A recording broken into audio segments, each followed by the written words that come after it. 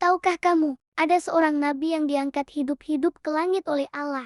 Assalamualaikum warahmatullahi wabarakatuh. Apa kabar teman-teman semua? Kembali lagi di channel kita. Hari ini, kita akan memulai perjalanan menakjubkan menyusuri kisah salah satu nabi Allah yang penuh inspirasi, yaitu Nabi Idris alaihissalam. Siapakah beliau? Yuk, kita cari tahu bersama. Nabi Idris adalah nabi kedua setelah Nabi Adam alaihissalam dan merupakan keturunan keenam dari Nabi Adam. Nama aslinya adalah Akhnuk, namun ia lebih dikenal dengan nama Idris, yang berasal dari kata darasa, artinya belajar, karena beliau sangat rajin mempelajari kitab-kitab Allah yang diturunkan kepada Nabi Adam dan Nabi Syits. Sejak kecil, Nabi Idris sudah dikenal sebagai sosok yang sangat cerdas, bijaksana, dan tak pernah berhenti beribadah. Beliau adalah teladan dalam ketekunan dan ketaatan kepada Allah, bahkan di usia yang masih sangat muda. Kisahnya mengajarkan kita bahwa semangat belajar dan beribadah harus kita pupuk sejak dini. Nah, teman-teman, ada satu fakta luar biasa tentang Nabi Idris yang menjadikannya sangat istimewa dalam sejarah peradaban manusia. Beliau adalah manusia pertama yang dianugerahi kemampuan untuk menulis menggunakan pena. Coba bayangkan, di zaman ketika pengetahuan masih diturunkan dari mulut ke mulut, Allah memberikan mukjizat ini kepada Nabi Idris. Dengan pena, beliau mulai mencatat ilmu pengetahuan, ajaran-ajaran agama, dan berbagai hikmah. Beliau tidak menyimpannya sendiri. Loh, Nabi Idris dengan sabar mengajarkan kaumnya cara membaca, menulis, berhitung, bahkan ilmu perbintangan atau astronomi. Karena kecerdasannya yang luar biasa, beliau menjadi guru besar bagi anak cucu Nabi Adam. Ini adalah bukti nyata betapa Islam sangat menjunjung tinggi ilmu pengetahuan. Nabi Idris adalah pionir yang membuka gerbang literasi bagi umat manusia. Selain sebagai bapak literasi, Nabi Idris juga punya julukan lain yang tak kalah hebat, yaitu Bapak Penjahit. Kenapa ya? Karena sebelum masa beliau, manusia umumnya masih menggunakan kulit binatang sebagai pakaian. Cara memakainya pun sederhana, hanya dililitkan begitu saja. Nah, Nabi Idris adalah orang pertama yang mendapatkan ilham dari Allah untuk mengolah serat kain, memotongnya, lalu menjahitnya menjadi pakaian yang rapi, indah, dan tentunya lebih sopan serta nyaman dipakai.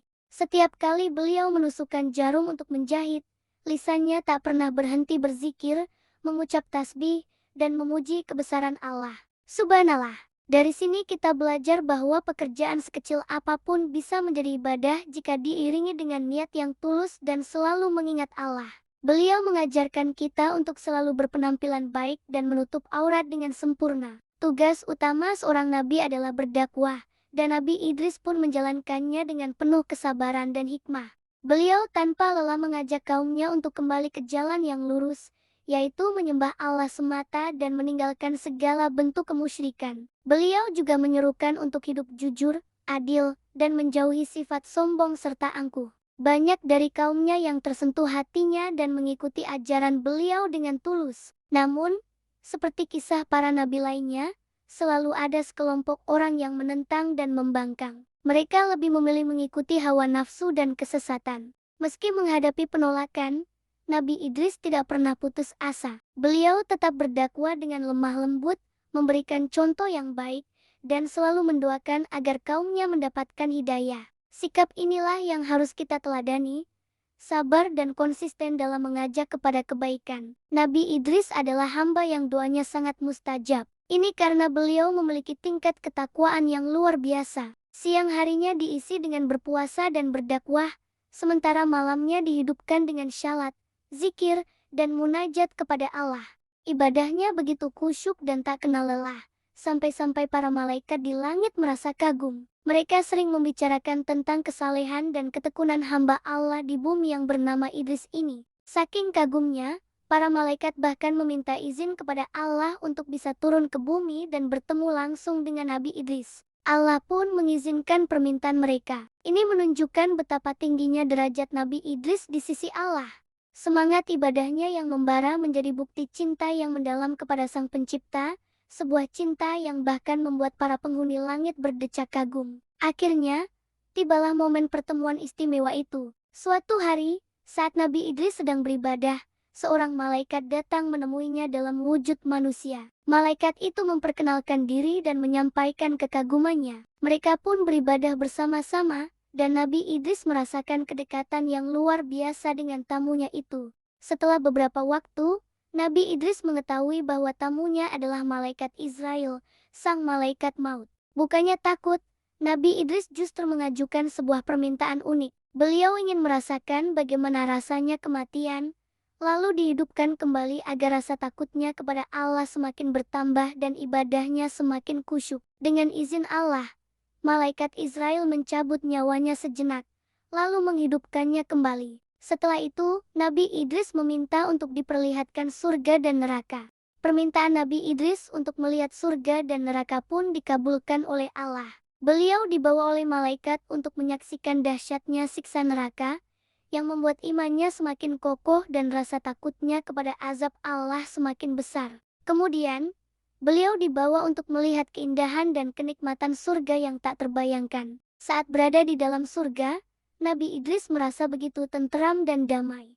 Ketika malaikat mengajaknya untuk kembali ke bumi, Nabi Idris berkata bahwa ia tidak ingin keluar lagi, karena Allah berfirman bahwa setiap jiwa pasti akan merasakan mati dan ia telah merasakannya. Dan Allah juga berfirman bahwa setiap orang beriman pasti akan masuk surga. Karena ia sudah berada di dalam surga, ia memohon untuk tetap tinggal di sana. Allah pun mengabulkan permohonannya dan mengangkatnya ke tempat yang tinggi, yaitu di langit keempat, seperti yang disebutkan dalam Al-Quran Surat Maryam ayat ke-57.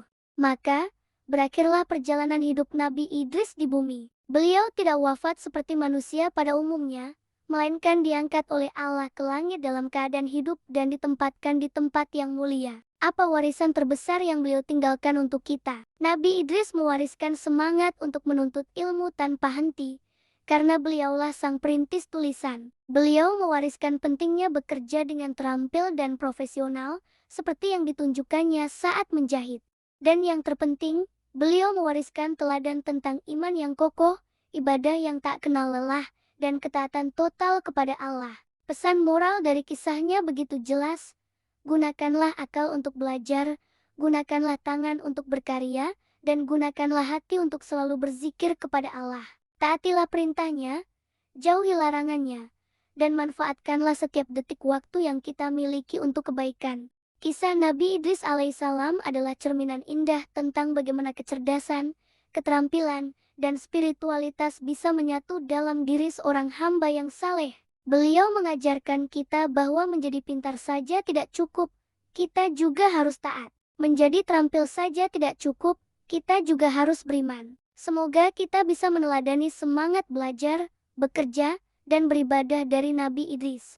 Jangan pernah lelah menuntut ilmu, jangan pernah malu untuk memulai sesuatu yang baik, dan jangan pernah lalai dalam mengingat Allah di setiap langkah kehidupan kita. Semoga Allah meridai kita semua. Terima kasih banyak sudah menyimak kisah inspiratif Nabi Idris alaihissalam sampai selesai.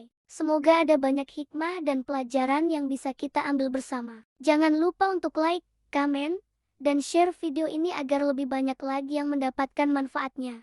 Dan tentunya, subscribe channel ini agar teman-teman tidak ketinggalan kisah-kisah penuh inspirasi lainnya. Sampai jumpa di video berikutnya. Wassalamualaikum warahmatullahi wabarakatuh.